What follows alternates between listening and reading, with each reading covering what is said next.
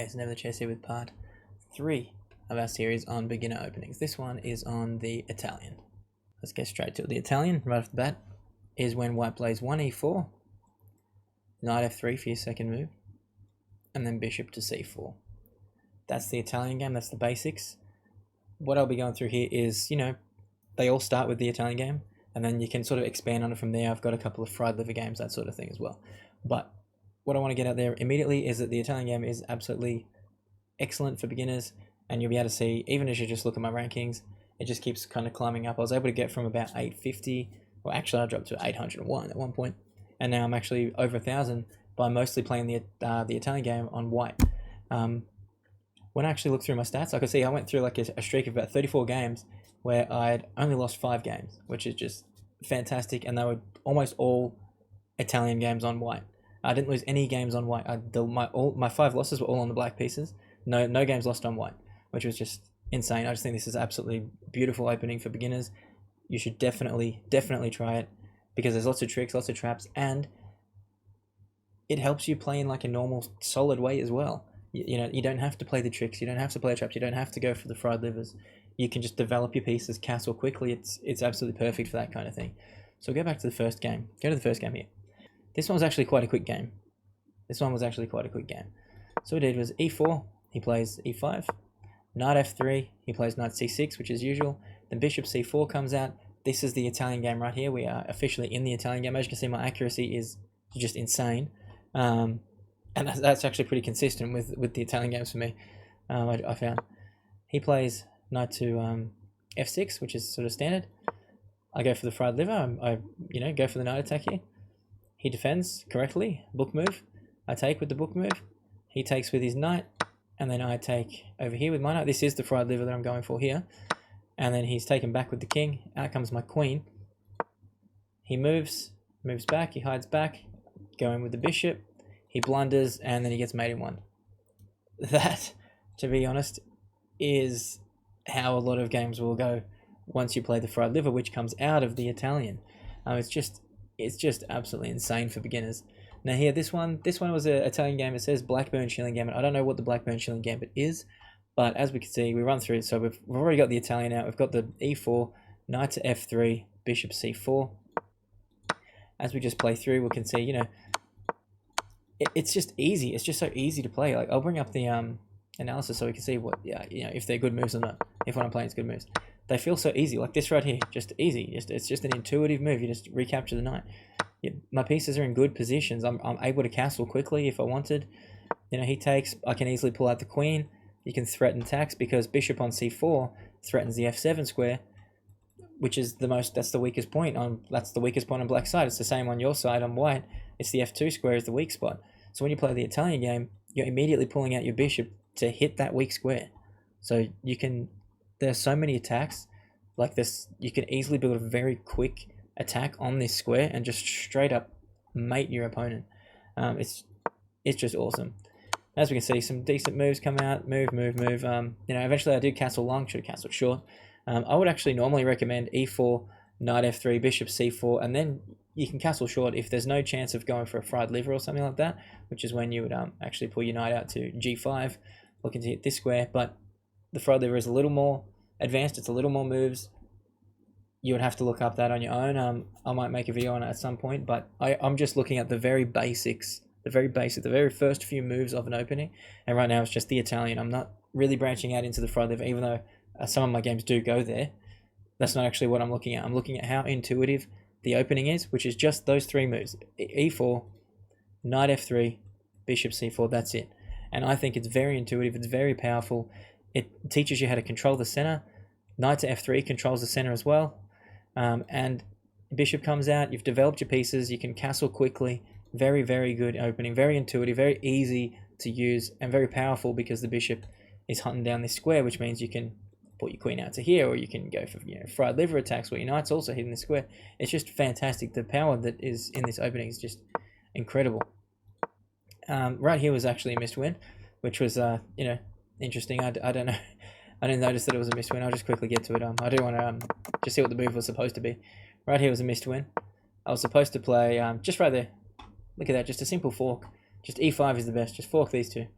which is just, you know, yes, they can take it back. The pawn can take it back, but it's just so good. It's just so good. Like, the things that come out of this opening are just fantastic. Then we'll move. I'll just show how this game ended. It just ends with this. He surrendered because he knew that it's basically over. I've got these two.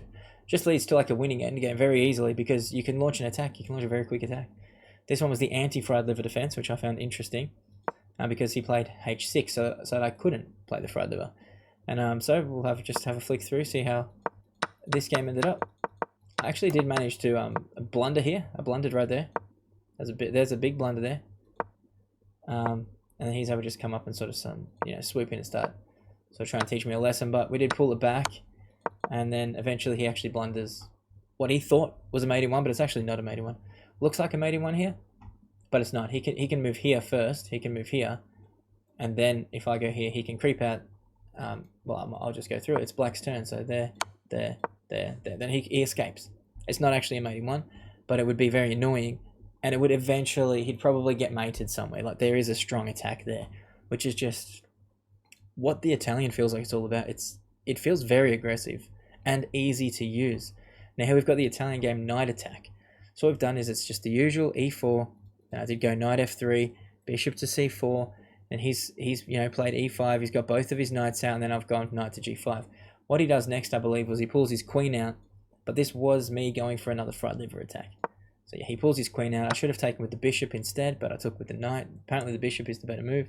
But this, it still gets the pawn and it hits the rook. I still kind of like it, but he can just move the rook. So, then we just retreat. But look at that, we've just taken a pawn, just like that, bang, taking the pawn. But see, it doesn't sound like that big a deal. But once you get to the end game and you're a pawn up, or however much advantage you're able to just get straight out of the opening, it really means something. It makes games easier to convert once it comes to the end because you've got more pieces. The more pieces you can take, the more advantage you get when you start trying to simplify it and trade your pieces towards an endgame. It's just fantastic. Then we get here, and I do believe that he just did he give up or did he get mated? I can't remember. He got mated. He got back rank mated eventually. But it's so strong. It's so strong. I feel like it's just a hard recommend for me, and it's fun. It's fun as well. Just e4, knight f3, bishop c4. Off we go. Oftentimes you'll find there will be a fight here in the center, and then it sort of gets a little bit further than just the first couple of moves, where you'll have to, they'll block your bishop. Obviously, if you go for a fried liver, they block your bishop with d5, so then you will take it. Usually they'll take here, or they can even go knight to a5 as well. That's also a move to hit your bishop. There's a few different things, but not everyone knows the lines. So it's like, as soon as you pull out your Italian game and go for an attack, not everyone down at the ranking I was playing at was able to defend against it very well. In fact, nobody was. I was able to climb straight from 800 up until I broke 1,000, and then that's when it felt like people were actually able to start being able to handle the Italian. And I hadn't actually learned any real theory from the Italian. I hadn't actually learned any actual theory. I hadn't learnt very far into the fried liver. All I was doing was playing just the Italian. e4, knight f3, bishop c4, and just wing it from there, see how we go. But yes, I was keeping in mind and even trying to go for this little knight fork. I don't think that's very advanced at all, very basic, but it's so effective at this level. It's so effective at these levels. It's just insane. So as we can see here, he managed to kind of pull it back, but I'm still technically up. I'm still up +1. Even this early on, we just get an advantage. Look at his position already. We're just a few moves in, and look at his position. His king is open. He's got doubled pawns. Not much has happened here. I don't have the pawn, I don't have the knight, and I don't have the bishop anymore that we started with. But we are castled, and we're ready to start developing. We could push d3, pull out the knight, develop this bishop somewhere. Get the queen involved, get the rooks on the central files. It's so strong, and it feels like people just can't handle it. I can't remember how this game actually ended. How did this actually end? Oh, okay, he got back rank mated. He got back rank mated at the end there. I could see what he was doing. I'm aware of this. But I did have the rook on the same file, and like that wouldn't have worked because my rook was there. I knew how to do with that guy. It was fine. Then this one was actually a draw. I kind of felt like this guy was cheating, to be fair. He's very, very difficult. Every move felt very suffocating, and he played a 93.6 accuracy, despite the game going on for quite some time. But he does have 3 blunders, a missed win, a mistake. It just, when I was playing, it felt very, very suffocating to go against this guy. From about here on, right there is when I just felt things just got so suspicious, and then I did blunder, but I was actually suspicious back here. Just around here, I just felt, whoa, what's the moves? But I apparently had a maiden 4 here that I just didn't see. So it's my own mistake. And I don't actually think he was cheating, by the way. It's just how I felt mid-game. I absolutely bungled this attack. That was just failed. Very bad. But once we go back to it, we can see just e4, e5, knight f3, knight c6, bishop c4, and off we go. We're into the Italian game. He plays, a weird move there, which I immediately punish. That's the thing about the Italian game. If they don't play the right moves, if they play something passive like this and just try to defend their pawn, it's so easy to just push d4, control the center. It's so easy to capitalize on the opponent's mistakes, just coming straight out the gate, because of how easy the opening is. It's 3 moves, e4, knight f3, bishop c4, and then if the other guy doesn't play it properly, he is in for a world of pain right off the bat. It's such an aggressive opening, but I think it also teaches the right things. Because we can see he played d6. I just responded with d4, which I said was the best move. I recognize this passive move needs to be met with an aggressive move that just controls the center. Which he takes it, but then I can take it back, so look at the position there. And if he was to take with like that, like he did with the knight, then I just take with the queen. And now look at the position. He's got nothing out. His furthest piece is a pawn on d6. I've got the queen out, I've got the bishop out, I'm ready to castle. This bishop's ready to come in, maybe not to there immediately, but it could come in here. I'm ready to develop. It's, time to just get a move on. It's just insane. It's insane how easy the Italian is to succeed with at this level. You don't actually need to know anything. You don't need to know tons of theory to see success. I was able to climb about 200 ELO, about, between 150 to 200 ELO. And most of those games were on just trying to play the Italian on the white pieces. Every white piece game was trying to play the Italian, going for fried livers if possible. But they all come out of the Italian. This one was a fried liver attack. Just really quickly.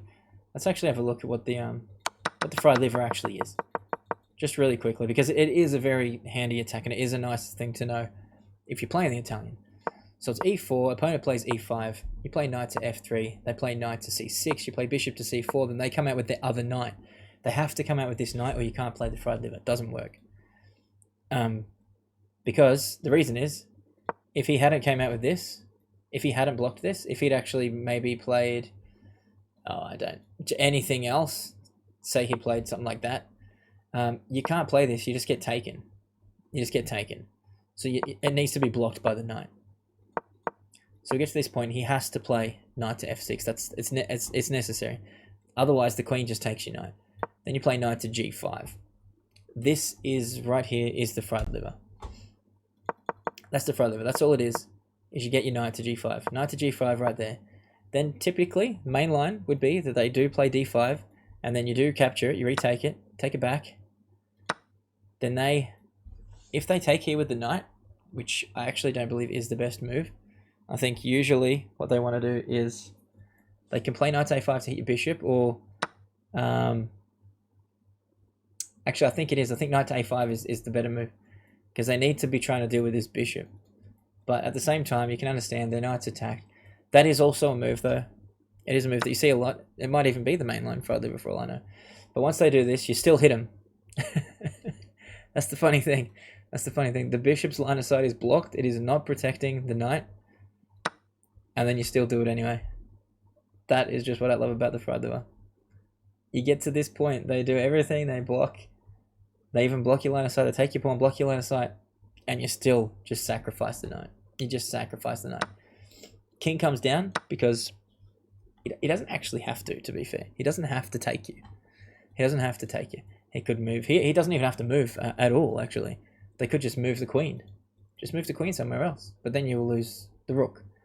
That's the problem. If they don't take you, they're going to lose the rook if they try to save the queen. That comes out, then bang, hit him with the queen. That's just what I love. It's just a sacrifice, and out comes the queen, bang.